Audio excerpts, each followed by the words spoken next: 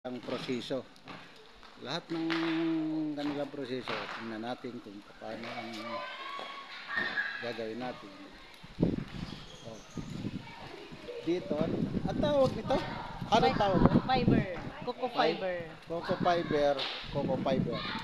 Yung sa kanya, umpisa sa, ito yung umpisa, no? Umpisa, tapos, dinudurog pa dito sa pangalawa. Ginagawang, yan. Mapapansin natin, matrabaho itong ginagawa nila. Matyaga lang, mga kasama, matyaga lang ito. Sunod natin, itong, dati na i-vlog ko na ito, parang connection to, karugtong, para malaman natin kung ano pa yung ibang proseso sa ginagawa dito sa Barangay San Gabriel, Borongan, Stern, Samar. Ganun nagkakaisa yung buong kababaihan. Lahat kababaihan tong gumagawa. Yan. Kababaihan lang ito. Ano to? Grupo lang ng kababaihan? O babae lang? Babae? Para sa babae lang? Hindi, babae lalaki. Kasama nito.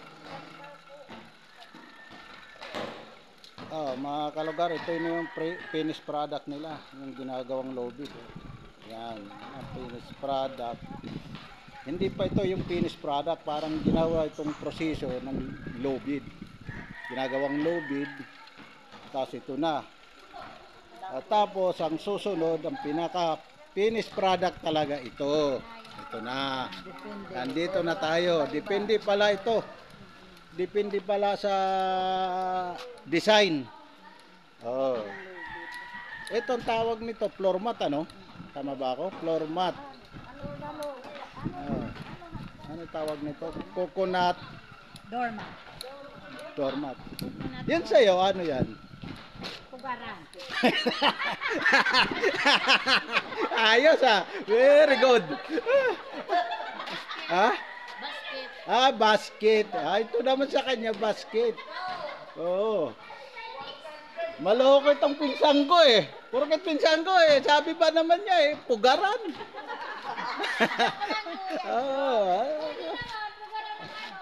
Pag malaki. Pang tikoy.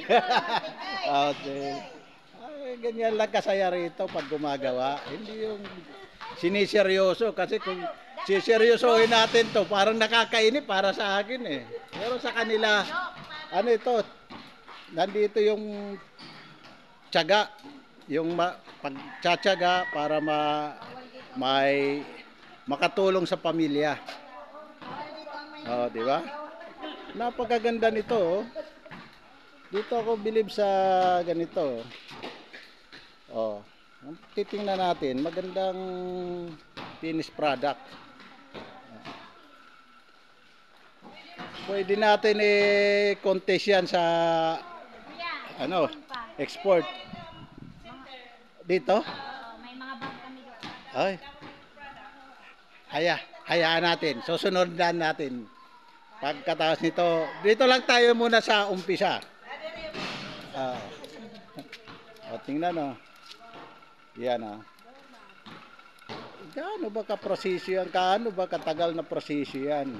Durugin mo yung bunot. Pugaran. Tingnan nyo. Ganon katyaga ang mga kababaihan dito sa amin. Kahit bumabagyo. Wala dito kahit bumabagyo ng araw, sabi na nito ng aming isang kasamahan dito. Kahit bumagyo. Kahit bumagyo, wala. Dito ka lang. Kami kawalo.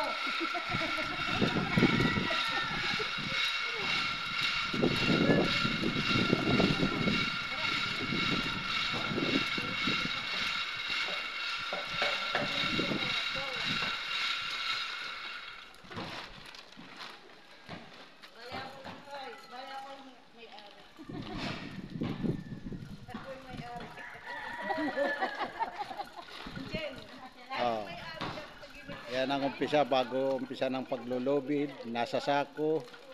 Tapos unti-unti. Tingnan mo, nadudugtong-dugtong, ano? Nadudugtong-dugtong sa ganung lang klase. Akala mo napakahabang tali. Oh.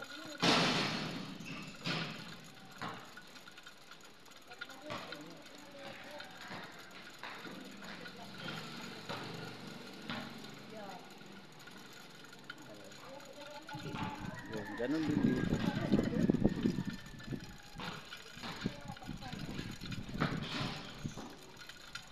Katapos, ginagawang bag.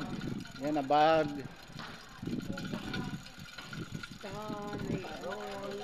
Ah, parol. May parol din. May basket.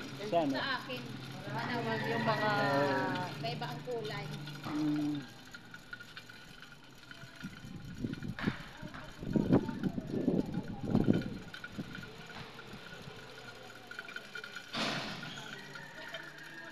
Pag nandito kayo sa plaza, ang ginagawa lang ninyo, pag ganyan. Inaano ko lang yung tinatagalog kasi para maintindihan ng iba. At ito lang salita namin dito sa Barangay San Gabriel, Waray. Taga Samar kami. Pero sa ibang nanonood kasi para maintindihan natin, gagawin nating Tagalog. Ha, mga kalugar, para magkaintindihan. Naintindihan naman ng mga taga rito kung salita.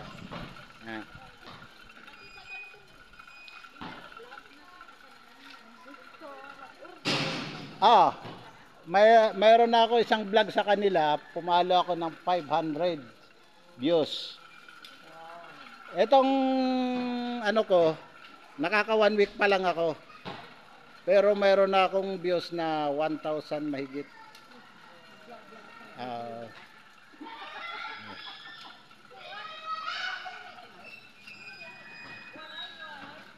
ah.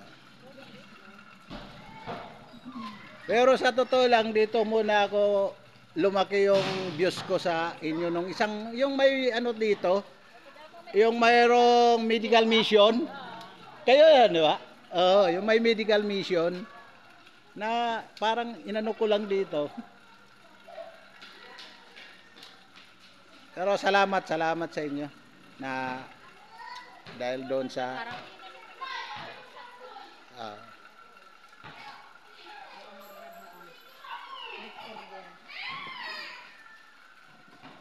ay na may tiyo kuan. Tiyo din he. May tao dida. Ay. Pwede ako pumasok? O sige. Nandyan lang.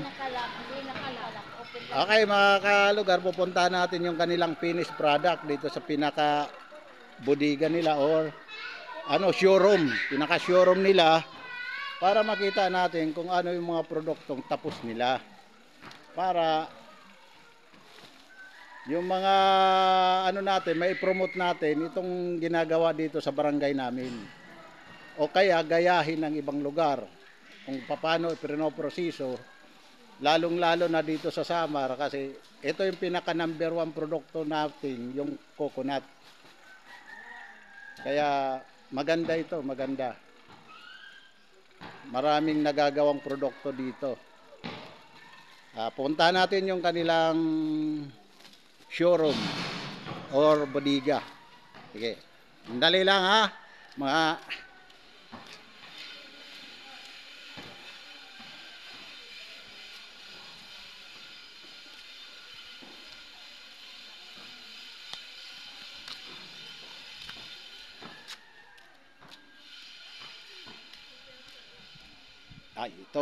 ito pala ang kanilang bodega.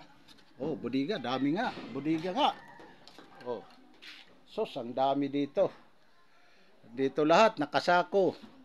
Itong mga nakasako, lahat galing sa Oh, ito, nakahanger. Ito yung mga bag, mga kalugar. Ito yung mga finished product nilang bago. Diba? Maganda. Oh, ito. Oh. Ito na. Yan. Yun ang kanilang mga produkto na natatapos. Oh, meron dito. Lagayan ng ano ito? Lagayan ng orchids o halaman. Pwede dito. Yan. Meron dito. Ito yung kanilang meron silang tawag nito.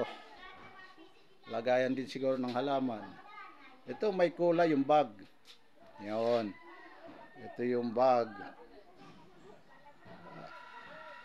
Lahat yan mga kalugar.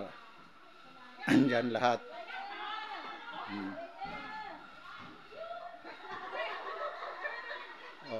Ayan ang pangalan nila. San Gabriel Farmers ERB Cooperative. Barangay San Gabriel, Borongal, Sama. Yun, yung ng kanilang ano. Tsaka mayroon pa silang mga certificate. Ayan o. Kung mapapansin nyo, kompleto, naka-DTI. Wala na kayong ibang hahanapin pa, kundi talagang maganda yung ano nila.